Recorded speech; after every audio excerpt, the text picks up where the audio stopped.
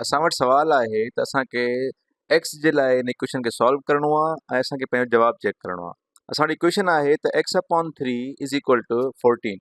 हाणे एक्स जेको आहे उहो हिकु तब्दील थींदड़ या वेरिएबल आहे ऐं उनजी असांखे वैल्यू ख़बर न आहे ऐं उन सां 3 वंड में आहे ऐं उहो बराबरि आहे 14 जे। असां हिनखे ईअं बि लिखी सघूं था त 1/3 एक्स बराबरि आहे 14 जे। हाणे तव्हांखे ख़बर आहे त इन अहिड़े क़िस्म जी इक्वेशन में सॉल्व करण जे लाइ असांखे एक्स खे धार करणो हूंदो आहे ऐं बक़ाया नंबरनि खे ॿिए पासे करणो हूंदो आहे जीअं एक्स जी वैल्यू निकिरी सघे। हाणे त एक्स सां 3 वंड में आहे त ज़रूरु अगरि असां 3 सां ज़रब कयूं इक्वेशन जे ॿिन्हिनि पासनि खे त असांखे एक्स धार थी मिली सघे थो। ऐं इहा शइ यादि रहे त असांखे जेको अमल हिकिड़े पासे करणो हूंदो आहे उहो ॿिए पासे बि करणो हूंदो आहे। त अचो 3 सां ज़रब था करे ॾिसूं त 3 सां अगरि मां एक्स अपॉन 3 खे ज़रब कयां त इहो साॻियो ई अमल जेको 3 सां ज़रब करण वारो मां हिन पासे न कयो आहे उहो साॻियो ई मूंखे ॿिए पासे बि करिणो पवंदो। त मां 14 खे बि 3 सां ज़रब कंदुमि।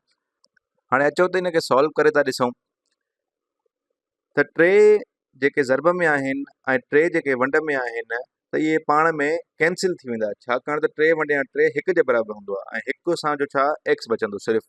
ऐं 14 खे अगरि असां 3 सां ज़रब कंदासीं त 1 14 14 2 14 28 ऐं 3 14 42।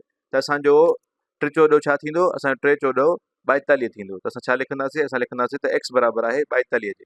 ऐं हीअ साॻी इक्वेशन आहे जंहिंमें असां सिर्फ़ु एक्स अपॉन 3 खे 1/3 एक्स करे लिखियो आहे। त हिते बि 3 ऐं 3 कैंसिल थी वेंदो ऐं 3 14 42 थी वेंदो। हाणे अचो त एक्स जी वैल्यू इहा पुट करे था ॾिसूं इन इक्वेशन में त छा सही जवाबु आहे। त 42/3 छा जेका हाणे एक्स जो हुयो असांजो 42 निकितो, इन जॻह सां एक्स जी जॻह ते 42 पुट था कयूं त छा 42/3 14 जे बराबरि आहे। अचो 42 खे 3 सां वंड करे था ॾिसूं त असां 42 अंदरि रखंदासीं ऐं 3 सां वंड कंदासीं त 3 जी टेबल पहिरियों 4 ते हणंदासीं त हिकु दफ़ो लॻंदी त असां वटि छा बचंदा, 4 में 3 कटींदासीं त असां वटि 1 बचंदो ऐं 2 असां हेठि लाइ ईंदासीं त 3 चौक असां छा थींदो 12 थी वेंदो। त मतिलबु 3 पूरो जो पूरो 42 खे वंडे थो ऐं असां वटि जवाबु थो अचे 14 ऐं पाछी बि नथी बचे। मतिलबु त 14 बराबरि आहे 14 जे ऐं इहो जवाबु दुरुस्त आहे।